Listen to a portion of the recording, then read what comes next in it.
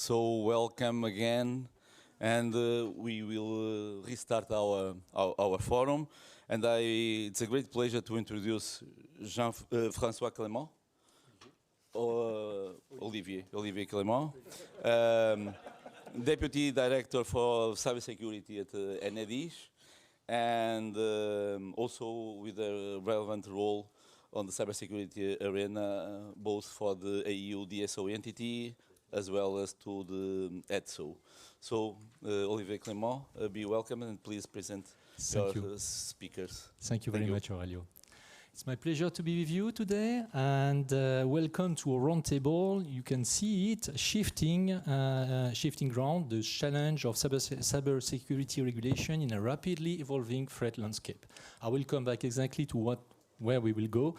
But cybersecurity in the energy sector is facing unprecedented challenges that are accelerating. Regulation are struggling to keep pace, and cooperation, both national and international, is more critical than ever.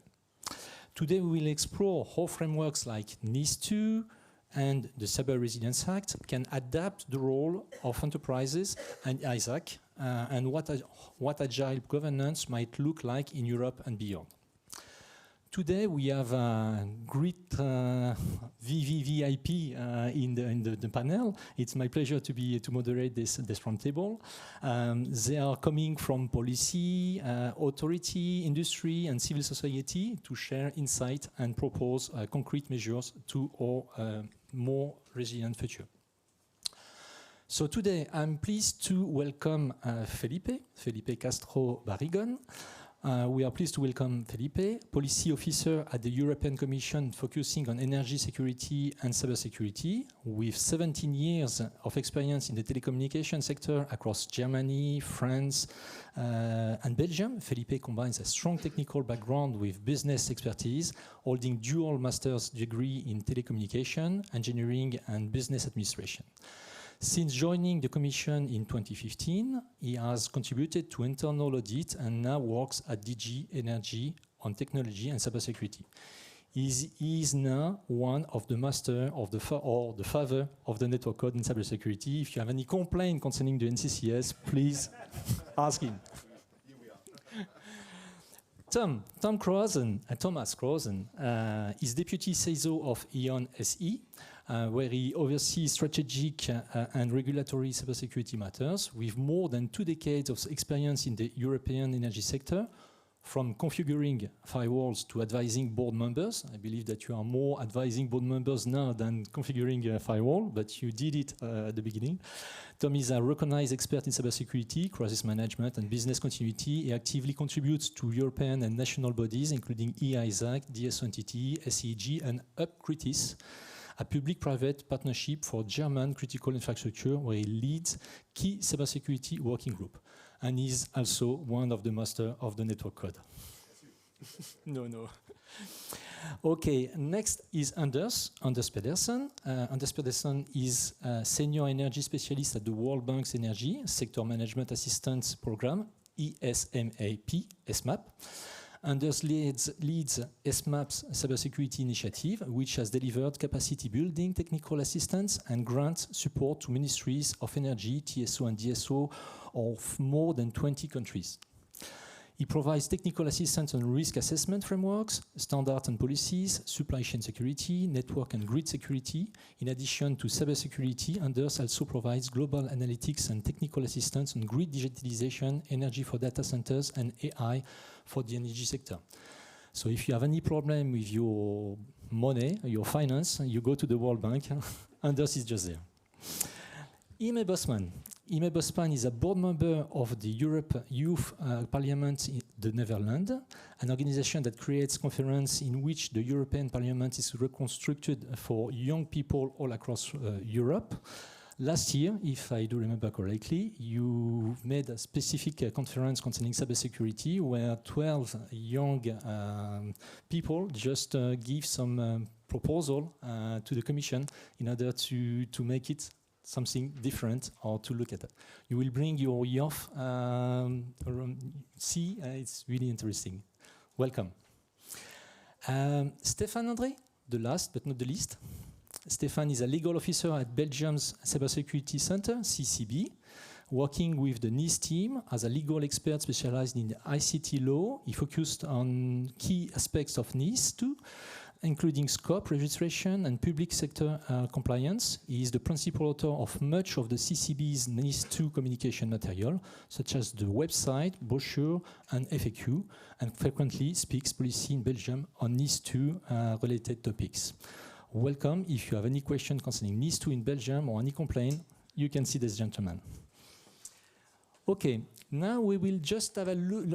Our roundtable is about the challenges of cyber regulation in a rapidly evolving threat landscape. First, we will look at the threat landscape. Then we will look at the rapidly evolving threat landscape. After that, we will look at the cyber regulation and the challenge of the cyber regulation in a rapidly evolving threat landscape. So, let's see the scene by looking at the reality on the ground. Before we dive into solution, we need to understand the nature of the threats we're facing, how they have evolved, who the main actors are, and what this means to the electric sector in Europe. To start, I'd like to turn to Stefan from the CCB and ask you the first question. How is the threat landscape changing across Europe? Thank you, and hi, everyone. So I think we already talked about it this morning, but basically, since there's more and more interconnected devices, since our society is becoming more and more digitalized, of course, there's much more attack surface now for malicious actors. And this is a threat that is going to keep on evolving in the future. And at the same time, these malicious groups, they are becoming more experienced. Their attacks are becoming more detailed. They're going deeper within the systems. And this is a very large challenge for us because we, of course, have to react. I think we are now at kind of a make or break point where we see that in the future, these attacks are only going to get worse. They're only going to get more frequent, especially in terms of ransomware, for example. That's a big issue currently. DDoS attacks are real pain. And we now have to take the necessary measures in order to react. The threat actors are all over the world. It's most known, or it's special, well, you know about them, the state-sponsored hackers. It's usually the same suspects coming from Russia, from China, from Iran, you name it. And all in all, we really now have to take all the necessary measures and protect the concerned organizations. And that's why I think that NIS2, for example, we already talked about it, in the morning is coming at the right time. Thank you, Stefan. Thank you very much.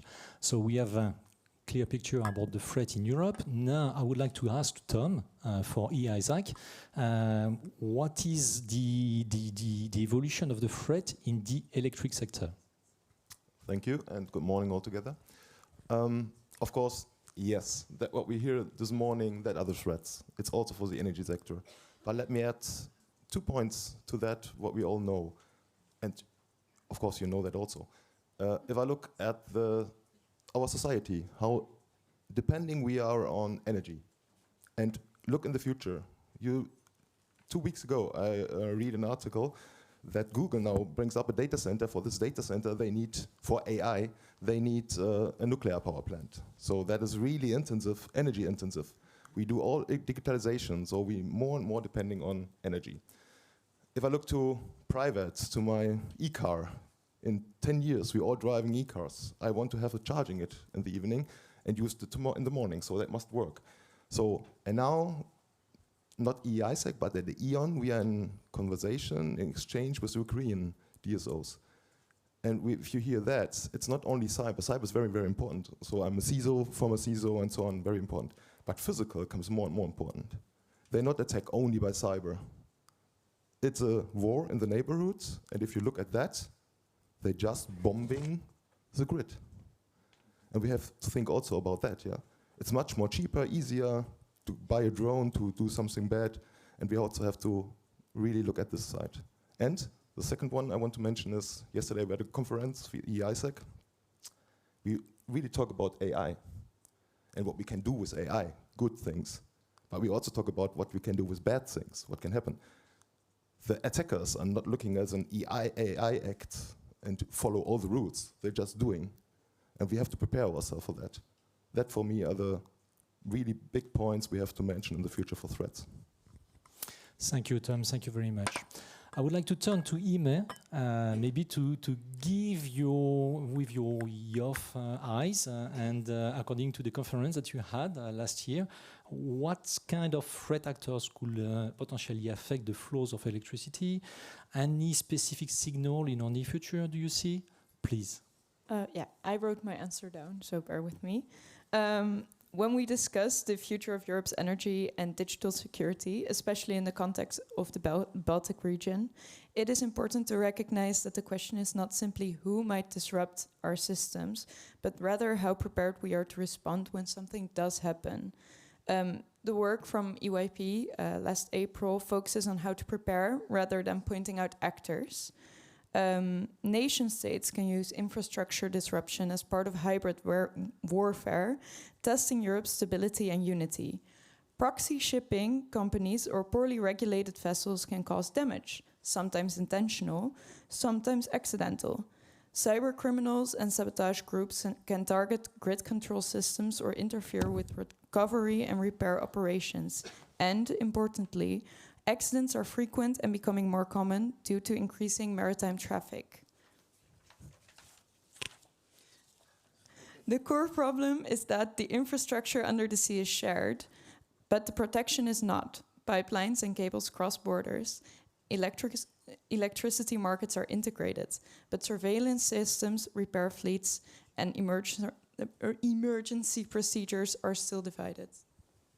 Thank you very much, Ime. So now it was a chapter about the threat landscape. Now we'll just look about the acceleration of the threats. We'll just talk about that and just to look at the rapidly evolving threat landscape. I just go to see one more time to Ian and to Tom, as with the heart of Ian, with one question: how does a large enterprise such as E.ON adapt to threats that evolve faster than regulatory framework? There are 3 pillars I mentioned, and let me talk about the first 2, and I think the third I will do with the next question that you were mentioned with the EE-ISAC. So the first one is we have to do our homework, all of us. The big enterprises, the smaller companies, we have to bring security measures in place. And we also see that we need regulation for that. We come later to that point, yes, but we have to do our homework. That's very, very important. And we can spend millions and millions and millions. And for example, E.ON really spent millions, 100 millions for cybersecurity. We never spend enough. We will be hit sooner or later by a cyber attack. And we hit it already in the past. That means we have to be prepared for that. Prepared for that means good incident response processes, business continuity plans, and crisis management solutions. And exercises are so important.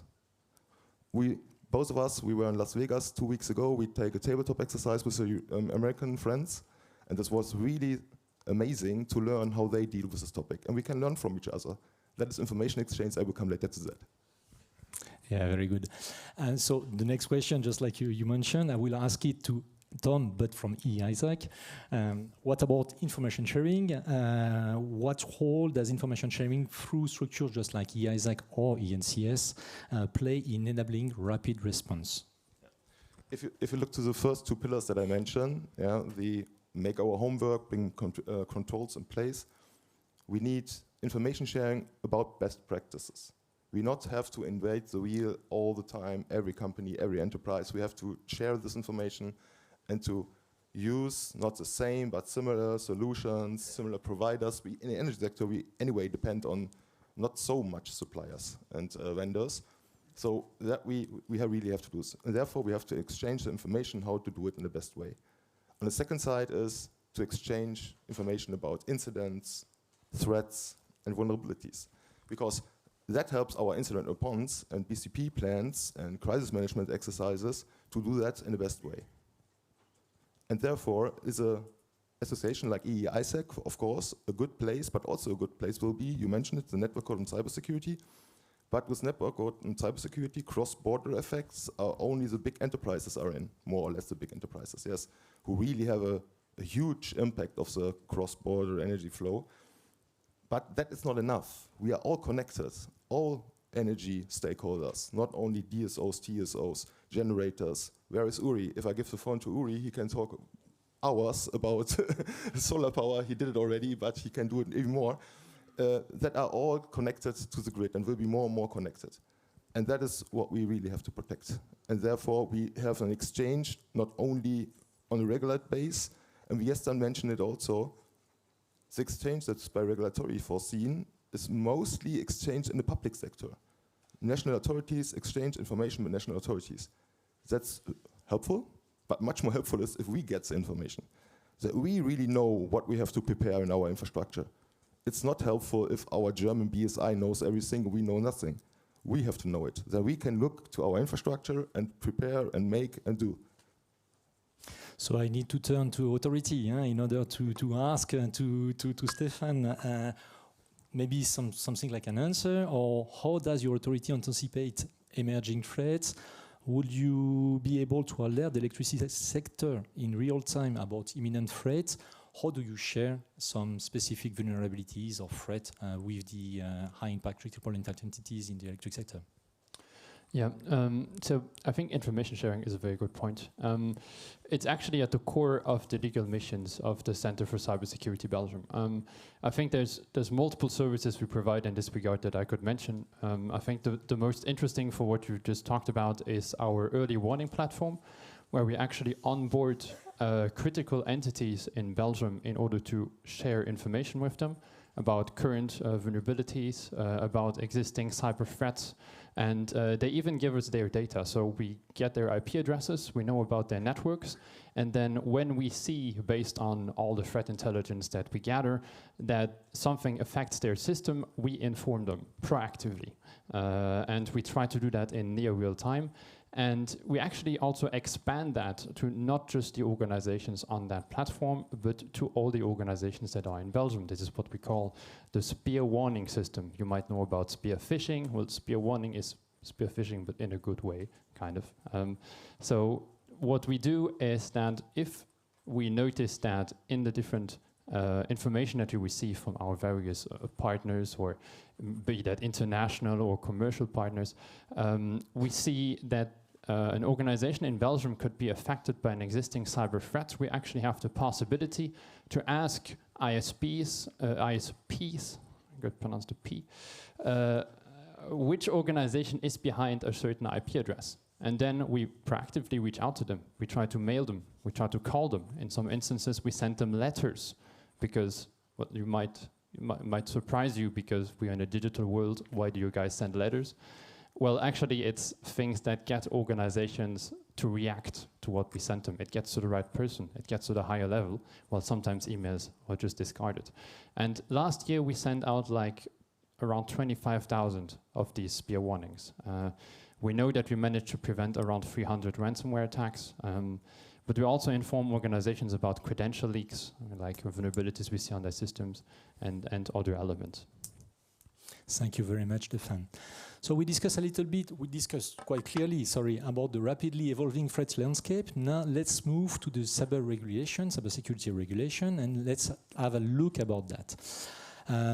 Framework like NIS2 and the Cyber Resilience Act aim to strengthen security, yet many wonder if they can keep up with reality. I just come back to you, Stefan, because I understand that you are one of the champions in Europe about NIS2, because you are one of the, Belgium was maybe the first one, I don't want to make any competition, but or one of the first to implement the NIS2. How did you manage to be so quick? We're just awesome. No. Clearly. No. Honestly, I think the biggest element was very strong political support. I think the last Belgian government under Alexander De Croo, he personally was someone very much invested with cybersecurity. So it made us easier to push the topic forward, and at the same time, we came from like a whole different project. Well, a whole different project. We came from NIS1, and we came from the execution in Belgium of the CSA. So we already learned how to properly implement European legislation in Belgium. We knew who to talk to. We knew about potential problems. We could anticipate a lot of things. And of course, I mean, we had the good people at the right place at the right time. And then we also had like the Belgian presidency in 2024 of the European Union, which was also a very driving factor. Cybersecurity was like a major element on the list of priorities, which of course also helped push the topic forward on national level. But I mean, if I can maybe add something still, it's not because we were first that it was easy. There was a lot of complex topics, mostly concerning, like I can mention, for example, the scope of application. There's still existing issues with NIS2. I mean, especially in the energy sector, some of you may know about like the problem with solar panels and NIS2, etc. This is still not definitively solved, even though on national level, different member states try to apply different types of solutions. But also, I mean, we talked about this morning about the issue with notifying incidents. I mean, it's not a core issue for NIS2, but it relates to the whole digital legislative package on the European level as such, and that we have to notify the same event to different types of authorities. But I mean, you could argue a lot about this subject. But yeah, it's not because we were fast that it was necessarily a super easy task. Very good, very good. And just to remind all of us, I think we started NIS2 around 2020, and now the first country member state implemented it. We are in 2025. In France, we didn't start it yet. We hope to start quickly, but at least we need some years in order to do that.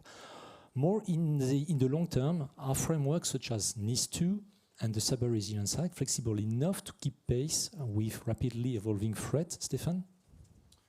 I think yes. I mean, I personally would say yes, but at the same time, we are still quite early. I mean, you said it, many member states have not implemented NIS2 yet. I think we are around 14 member states out of 27, if my numbers are right, which have implemented NIS2. So we're still very far from being able to see whether in practice it actually works. But from a purely Belgian perspective, I think yes. If we look, for example, at the cybersecurity measures, it is something that is sufficiently open, sufficiently broadly defined to adapt itself to new realities. We will always have to make a risk assessment. You will always have to apply the measures which are adapted to your ongoing risks. So even if the threats evolve in the future, we still will have to take the necessary measures to face these threats. So that is something that will still be there even in the future. And if you think about the scope of application, it can also be adapted. On national level, the national cybersecurity authorities, they have the possibility to add certain organizations to the scope if they weren't in there yet. And then, I mean, the directive is not set in stone. I mean, with the current simplification drive that is going on European level, we know that some things might be changed, some things might be clarified, so this is not a done deal. If we look at the Cyber Resilience Act, I would say that it's also very early to pronounce ourselves because, I mean, it is there, it's a regulation, I know it's directly applicable, but on national level, many authorities have not taken the necessary measures yet to actually be able to enforce the CRA on the national level. So we will still need time to figure out whether it's actually adapted to what we are going to see in the future. Thank you, Stefan. Thank you very much. You mentioned a lot of time the electric sector. Of course, we are all around here concerning the electric sector. I will just now turn to Felipe for DGNR and ask you a little bit more. What are the difficulties in the electric sector in effectively implementing the Cyber Resilience Act? Will the certification schemes, for instance, smart meter gateway, we are talking a lot about that, security boxes, put in place for the CRA, really able to us to tackle this rapidly growing threat?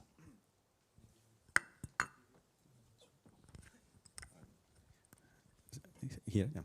So I think one of the main difficulties that we are seeing already is CRA is tackling products with digital elements. So defining what the product or product with the digital element in energy is the first problem we are facing already. So when we look at the annex, and this is already a very, very small subset of the products that we may have in energy, coming to a definition that is agreed by all is difficult, even impossible sometimes. No? And I think it's also, this is the second aspect of that, is that we can agree that defining them can help to put the right scope and identifying what is relevant in energy. But the reality is when you come down to the product, maybe such product does not exist as such. So when we talk about, you mentioned smart meters, a complex, long discussion. If you talk of a smart meter, we all think we understand what it is. We have our own idea of what is a smart meter, but reality is different. Reality, when you go to Germany, when you go to France, the smart meter concept is different. So I don't even think that we can really come to a definition that would first be agreed by everybody, but second, which is more important, is to make sure that this definition would make the product in scope and address the risk that the product may have.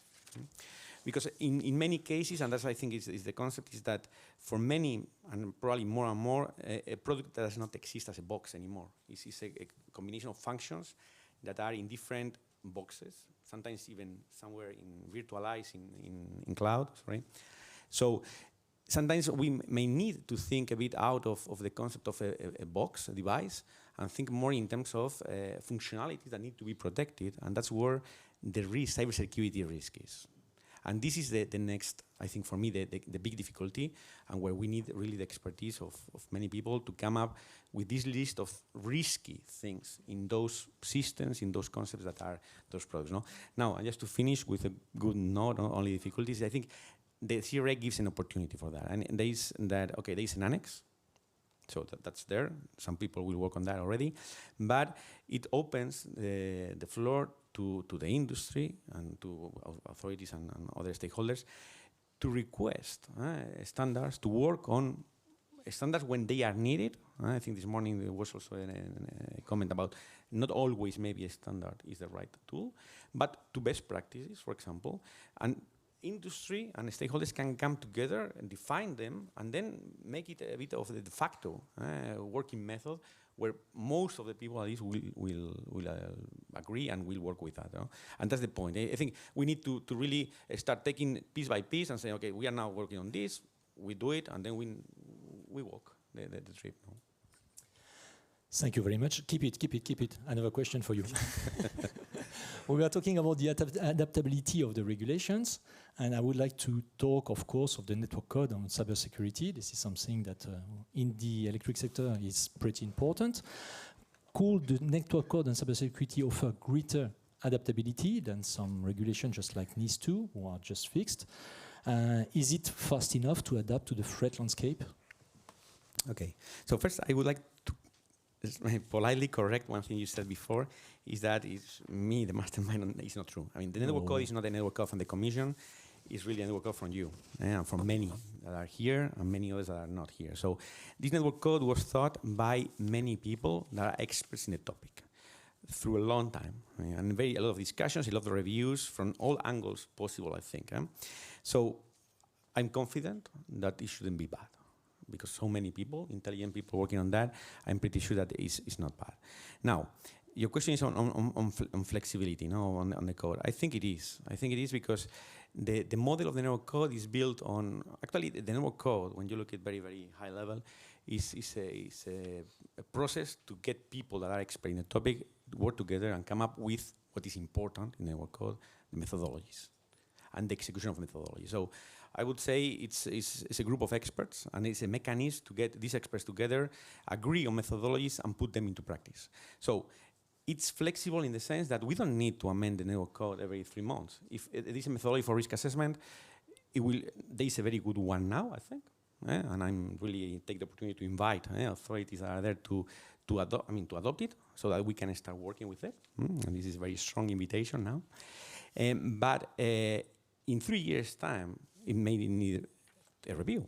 Well, it will be reviewed, We don't need to change the code for that. But not only that, is that in 1.5 years time, if there is something that is clearly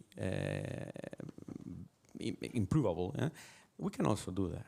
So it's a methodology that will be used, as it will be executed, we will learn through that, and then improvement will come. So in that sense, I think it's very, it can be very flexible. Now, it's a text, it's a paper. So papers are as flexible as the people they read. So if those that are going to use it, to execute, to improve, we take years to change things and to agree on a comma here, a comma there, maybe it's not so flexible then. So I think we need to take the opportunity, to seize the opportunity that we have a mechanism that is there, we own, and when I say we, it's not me, the commission, is you own as experts, and then let's work with it. And if it can be improved, we improve. And if not, we maintain it as it is for the time that it needs to be. Thank you very much, Felipe. Thank you a lot. So we saw now the regulation in Europe, but I think it will be nice to have a look to some other countries, more international, because so far we focused on Europe and its regulatory framework, but cybersecurity is a global challenge. How do we build governance that is agile, collaborative, and effective across border? I think Anders will be able to give us a lot of information about that and the way you do with some other countries. What trends do you see, Anders, in developing countries with regards to cybersecurity regulation for the energy sector? Thanks very much, Olivier, and thanks very much for having me here. I think the first, you could say, imperative that's really driving a lot of development in emerging markets is that cybersecurity is a part of the whole energy security regime that has really risen in political attention over the last 3 or 5 years, and that means that while governments are rapidly setting out to develop national cybersecurity frameworks, energy sector cybersecurity frameworks, they're at the same time communicating very clearly to the electricity sector that they need to prioritize cybersecurity. So a very good starting point is that there's a very strong political mandate for regulations. The challenge is that all the regulations are being developed at the same time. National cybersecurity regulations, identification of critical infrastructure, and then also energy sector regulations at the same time. Yeah. So that's a challenge. And what need do you see in cybersecurity? So the list is very long, and in many cases, the emerging markets are dealing with many of the same challenges that European electricity sector are dealing with, but in a more difficult environment. Utilities are struggling financially, so they don't have the funds. When we talk legacy infrastructure, the challenges with legacy infrastructure is much bigger in emerging markets. So that means the oldest equipment that's on the grid is often a lot older. There are skill gaps that are very dramatic. So I mean, in most emerging markets, there's a fintech sector, there's a tech sector, and that means that a utility that has government-based salaries, they can't attract the skills. So the list of challenges is long. Okay, you see that in Europe we are collaborating a lot between TSO, DSOs, and all the stakeholders in the electric sector.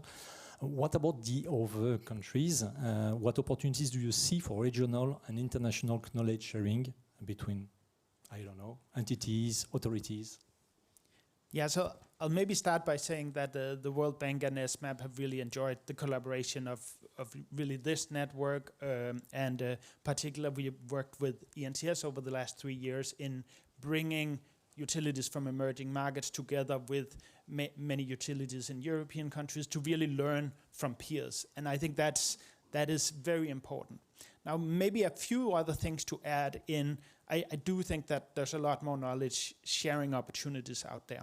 One point you could point to is the fact that if you look at sub-Saharan Africa, we are now seeing the development of 3 regional markets with day-ahead trading, with interconnected grids, and who all need to develop shared grid codes, etc. Western African Power Pool, Southern African Power Pool, Eastern African Power Pool. I think the European community has a big opportunity to share what works, what doesn't work, how do we move these things forward.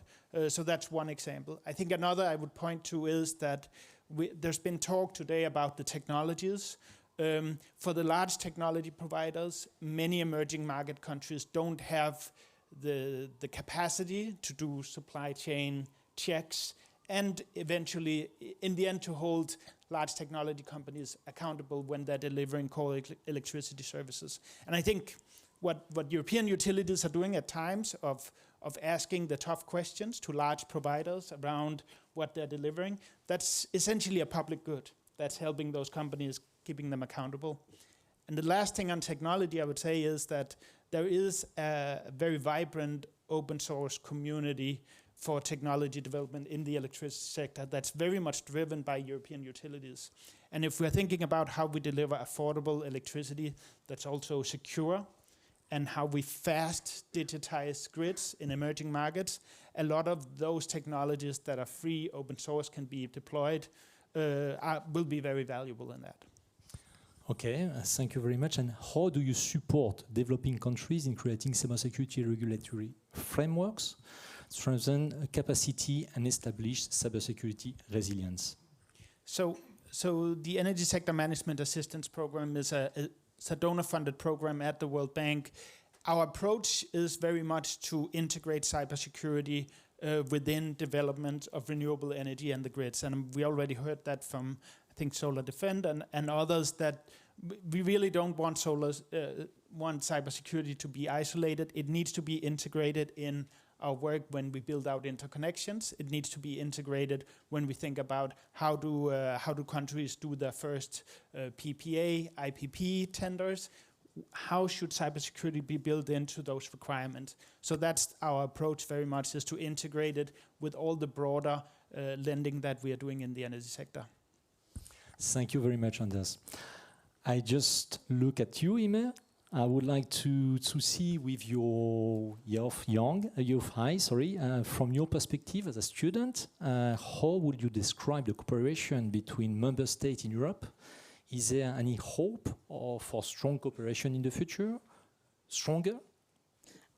So for this, I'm going to reference the resolution that was written at one of our conferences again.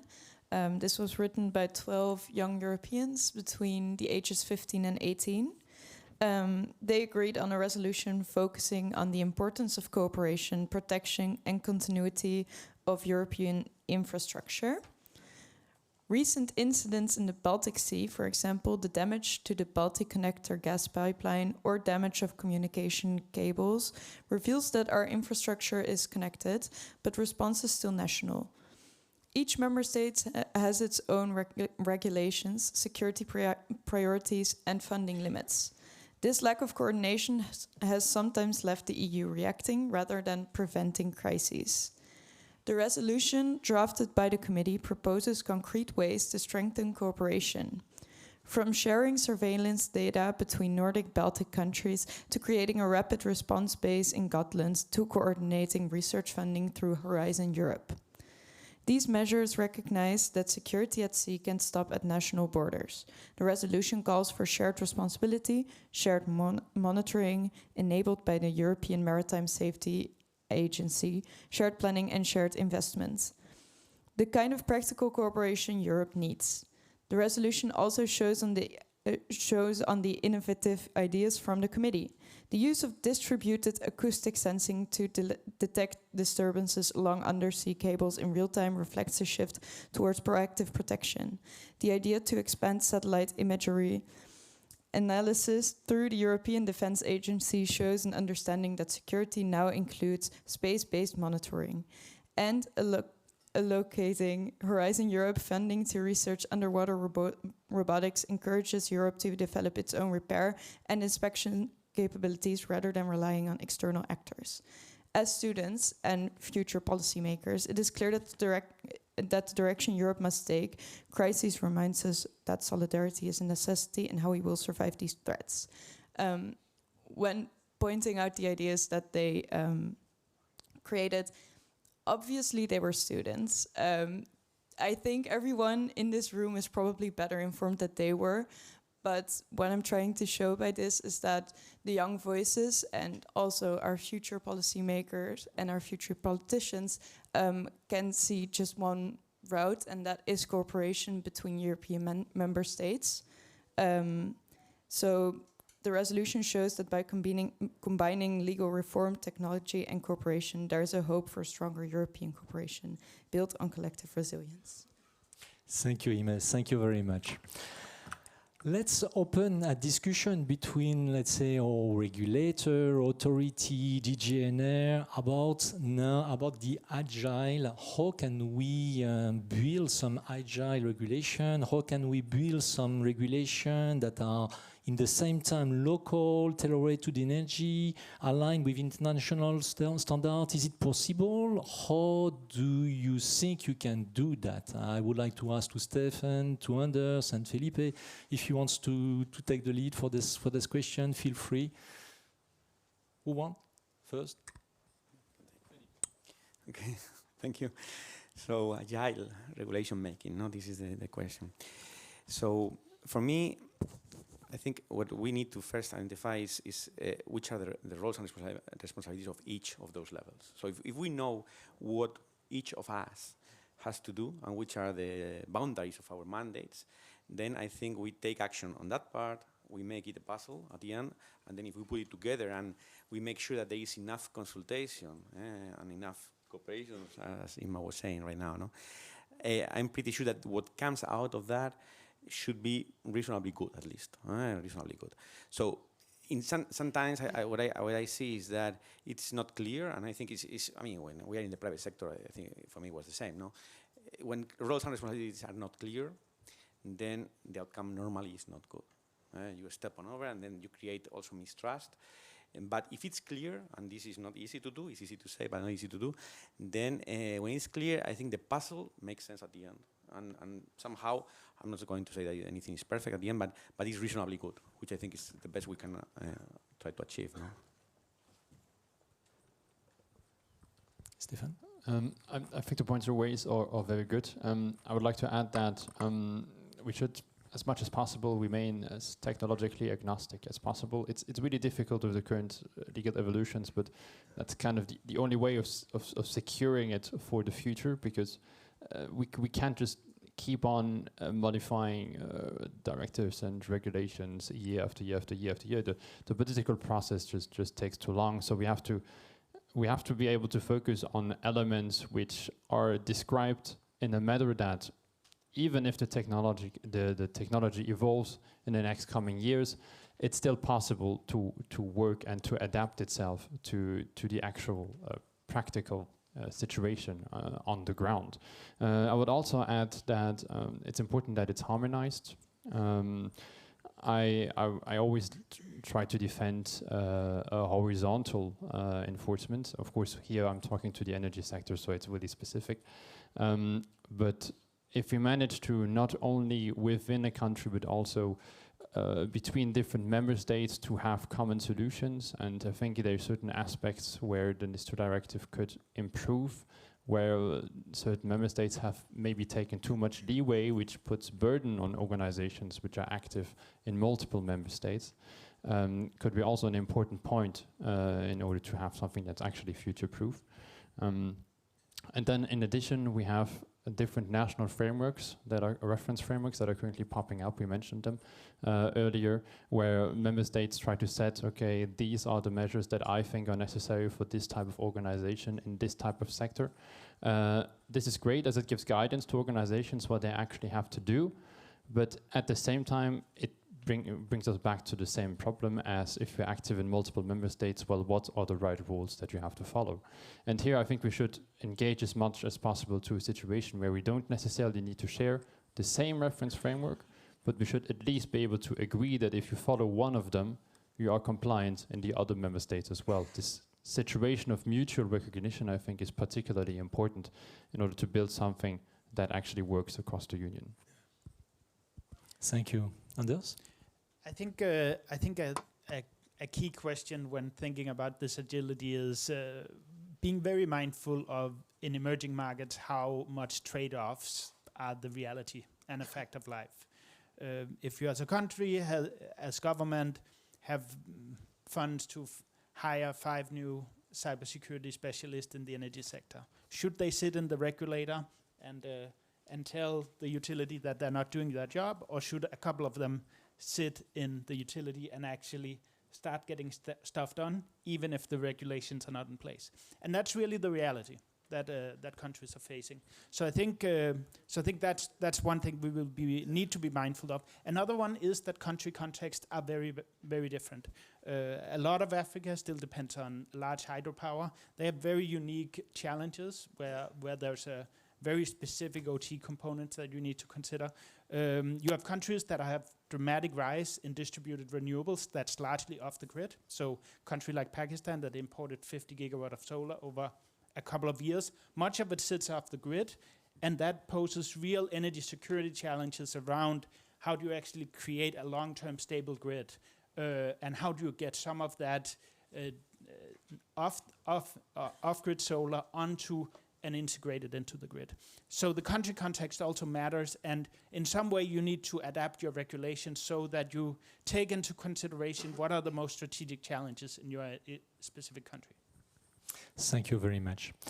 So, okay, we see a lot of regulation, more and more regulation. We can talk about a lot of regulation, but now there is the people who are saying what to do, but I would like to hear the one who are doing, I mean the entities, the companies, the enterprise, because of course we can set a lot of rules in the regulation, a lot of kind of things. We can ask to Tom, okay, you have to implement NIS2, NIS1, the CRA, the network code, the CSA, the whatever, but is it really the good way? Is it a good way? Because when you are doing compliance, when you are trying to apply all these rules, are you doing exactly what you are supposed to do in order to avoid some catastrophe in your company? Yeah, Olivier, thank you for the question. I believe really that for the homework I told before, we need regulations. Each and every company is connected to the energy system, has to do their homework, and for that we need to have regulations. That we have a baseline security. Enterprises like we did our homework, for sure. So, and also other big companies, Olivier yourself, and others I see here. And if we're not doing, then there must be regulation measures to force us to do so. But you asked the question to the regulation authorities, are they quick enough? And if we talk about the network code and cybersecurity, how long does it take it come to enforce? And we develop it over now 6 or 7 years. And I like, Philippe, what you say, that we have the chance to make it better in the next version, but even the next version in 1.5 years or in 3 years is a long time. So we are not sleeping as an enterprise or a company and doing nothing. So we are looking at the threats, how it changed, and react, of course, because the security of supply is always one of our most priority targets. If you look back to the last 100 years, in all European countries, we have energy, mostly. And that is, of course, there's a business behind it. We have to earn money, that's no question.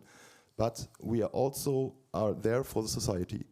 And if we are not doing our job well, we are also stopping direct to earn money because we destroy something, yes, where we really depend on.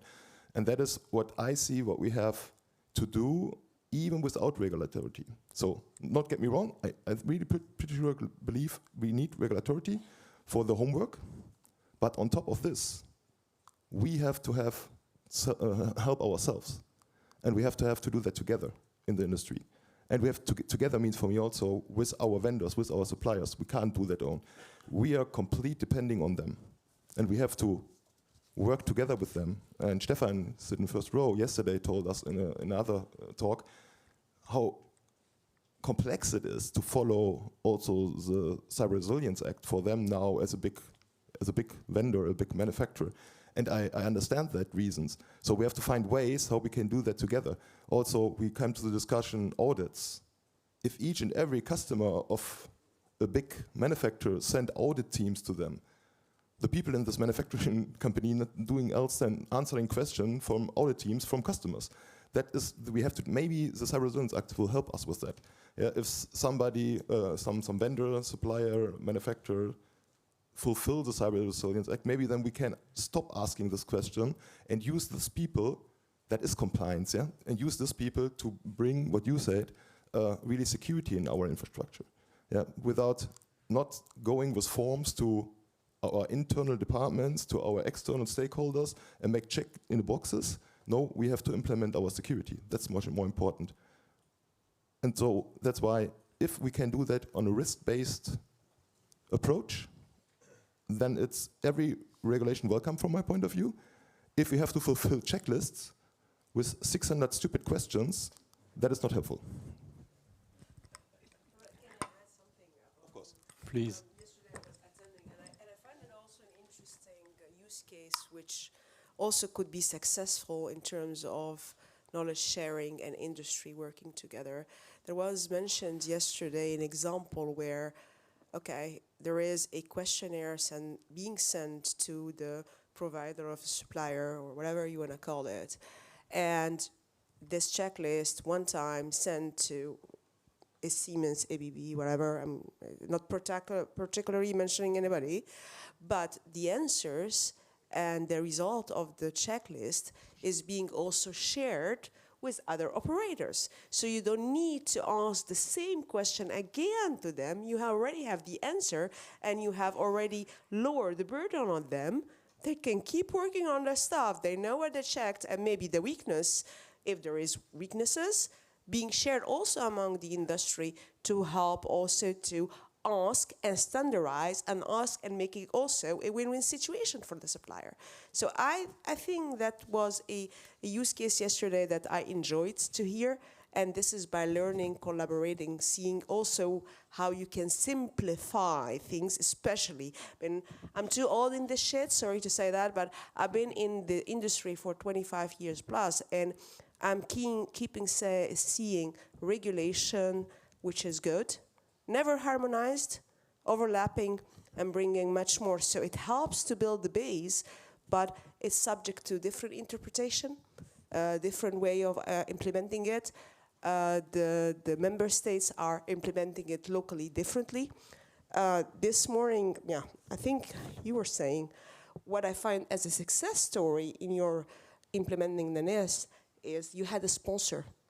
You had somebody who is behind you as well. That's also what's needed. So industry together, sponsorship, mandate. Otherwise, all of these things cannot work. I'm sorry, but that's my opinion. Thank you. Thank you very much for that. I don't know if, Tom, you would like to say something about that, but in France, definitely we have also something, just like you said, able to align what we are asking to the suppliers. It's really interesting. It's really, and we avoid them to answer several times, every time the same kind of question. Tom? We don't have such thing, you in the next, so, and that's what we yesterday discussed. I like this idea also, but I also mentioned yesterday, even only for Germany, if you have that in France, congratulations, that's very good. Oh, when we try we to are do trying that, to develop it. Huh? I saw it in the theory, but I'm trying to see if we can use it. But at the end of the day, that's a question of trust, yeah? If I send my audit team to a company and my audit come back and say, Tom, that was okay, and I say to all other entities in Germany or wherever in Europe, better even as a use case, my team say that is okay, then everybody has to trust on this team. Yeah. And that is a little bit difficult, to be honest. I like it, and I trust on my team, no question. I trust on your team, I trust on many teams, but it is not so easy, to be honest. I think it's probably because we already maybe can begin. I just Oh, please, sorry, Stefan. I didn't see you. Please go ahead. I'm far sorry, at the back, I know. Maybe just to add, just for the Belgian situation. So our national reference framework, the Cyber Fundamentals Framework, is not just a framework which contains measures, but it's actually something that can be audited, that can be certified.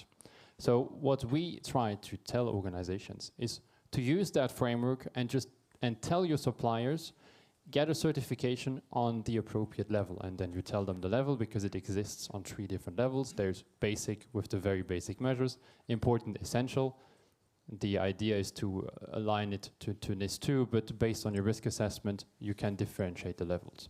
What I'm trying to get to is, since it can be certified, instead of saying or sending organizations a list of hundreds of questions, you can just tell them, get that certification. And then they can receive a label from that certification. And then they can prove, not just to you, but to all the other organizations that they comply with with certain cybersecurity measures. And this is really to make it simpler, to make it more actionable, to actually have something that people can use and then can distribute. And it is public, so the information is shared as well. Just very short, very short. May one of the audits who sit here is I know there are big vendors in. So I'm very interested in, I'm pretty sure these vendors are certified in different ways, yeah? Sustainability, security, whatever they are certified. And hints that really the customer to come in your companies and ask stupid questions? I don't see that at the moment. Is it so? Stefan, may you?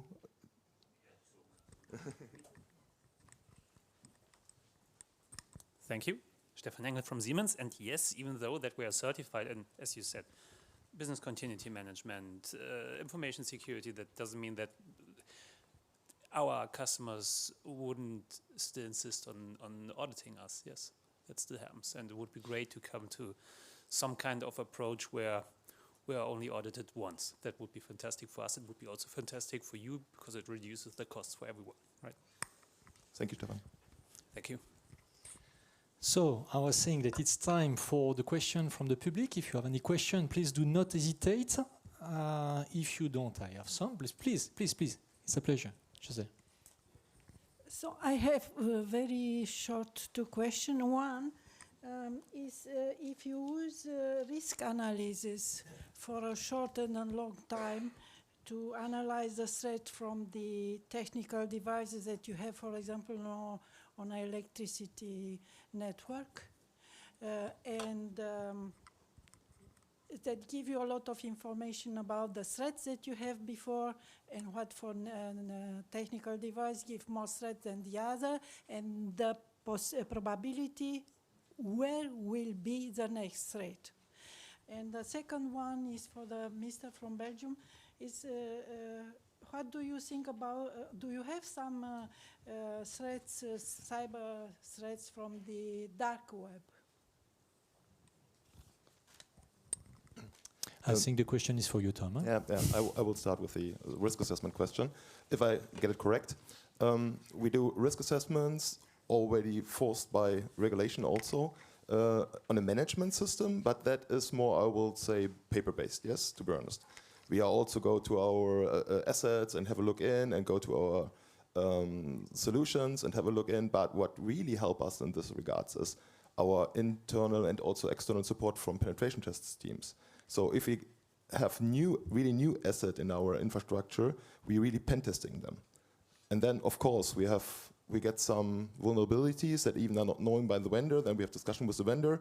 That is very, very helpful. That brings us really in the next stage. In former times, we're just doing risk assessment more or less on a paper base. And we are going out of that. But to be honest, we are a big enterprise, and we have resources to doing so.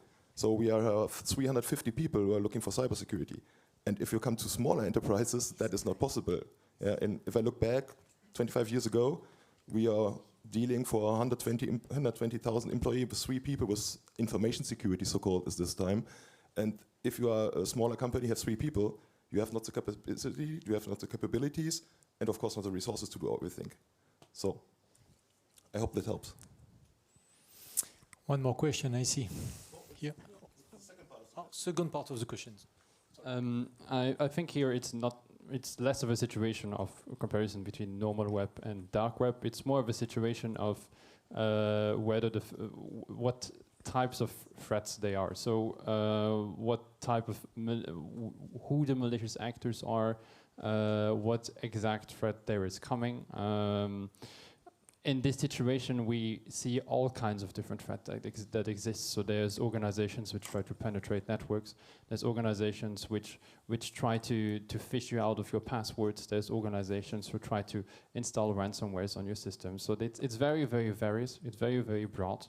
There's a lot of different actors coming from many different countries all over the world. We often see links to geopolitical situations. Usually when somebody announces support for Ukraine, you can be guaranteed that you receive an attack from Russia afterwards.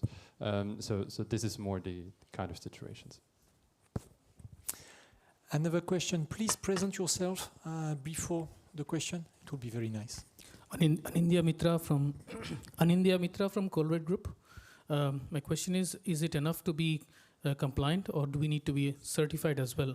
And if yes, who is asking for these certifications? Tom, you can answer to this question, but also the authorities called from the regulation. I think I pointed out what I think about certification. So we have in Germany the burden, we have to certify it ourselves. That brings us auditors for weeks and weeks in our company, and our experts sitting around and answers questions. So at the starting point, to have a kind of certification that prove that we make our homework and we are on a baseline and secure, that's fine. But do that every year and every time and new, that for me binds too much resources. So I think that is not, we have to prove it once a time at least, and maybe every 5 years, something like that. But to do it every year, it is really a burden. And even for smaller companies, much more than for us.